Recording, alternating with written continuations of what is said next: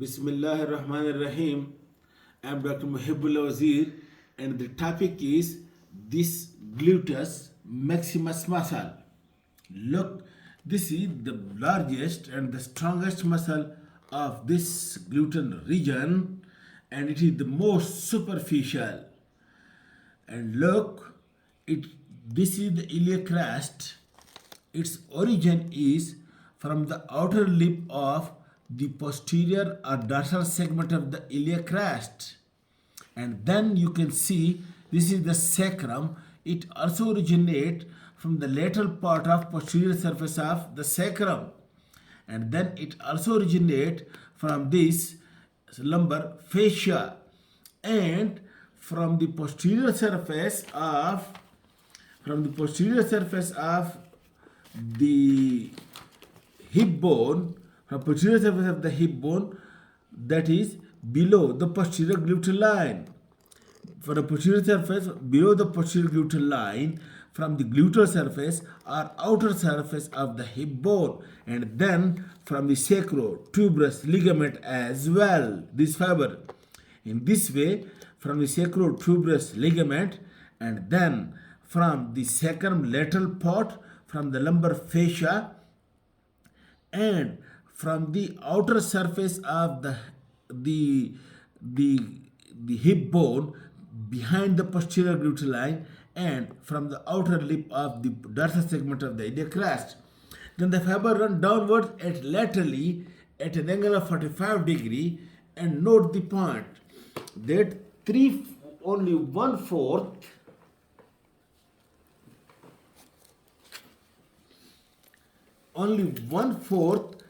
that is 25% of the fibers, the deep fibers of the gluteus maximus are being inserted over here into this gluteal tuberosity, that is into the bone, while the rest 75% of the muscle fibers of the gluteus maximus are being inserted into this iliotibial tract, the deep fascia of the thigh, the thickened part of the deep fascia, that is the iliotibial tract. And the iliotibial tract is being attached over here to the condyle of the tibia. Over here, that is, it crosses the knee joint. Okay, and in this way, the hip joint, this gluteus maximus muscle, it crosses the hip joint as well as through the iliotibial tract. It crosses the knee joint as well, and it is supplied by inferior gluteal nerve. It is the only muscle that is supplied by inferior gluteal nerve. Now, what is the action of this gluteus maximus muscle? Look, it is on the posterior surface of the hip joint, and it is coming from medial to lateral. That's why its combined action is a combination of lateral rotation and extension of the hip. Look, note, because it lies posterior to the hip, that's why extension of the hip and lateral rotation. While through the iliotibial tract, it effects the extensor effect over the knee joint. Now note, the gluteus maximus muscle is the strong, it is the chief anti-gravity muscle. Note, it is coming to play when a powerful action, for example, when you are standing from sitting, the hip joint is flexed. At this very moment, a powerful muscle is being needed to extend the hip and to lift the body off the ground. At this very time, the gluteus maximus acting as anti-gravity and extending the hip joint. Secondly, it also come into play when one is climbing up.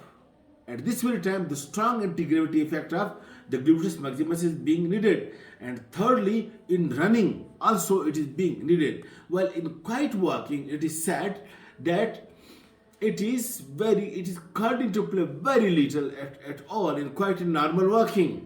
But in climbing, running, and lifting from and standing from sitting position or sitting from standing position, While sitting from standing, because your hip joint is being flexed at this very time, the gluteus maximus acting from posteriorly, it acts paradoxically and slowly increase in length. In this way, allow the hip joint to flex slowly, so that the gravity of the gravity effect on your body is being then neutralized by this gluteus maximus muscle. And then through the iliotibial tract, it also acts over the knee joint, and it is said that the extensor of the knee is the quadriceps, but when you stand, then the quadriceps gets relaxed. It is the iliotibial tract, the tensor fasciality, and this gluteus maximus muscle that keep you in standing position for long time. And this very time, the duty to keep the body in a erect standing position, it is being taken by the gluteus maximus and tensor fasciality after the quadriceps has extended the knee. Okay, this is all about the action of the gluteus maximus and the other information of gluteus maximus. Thank you.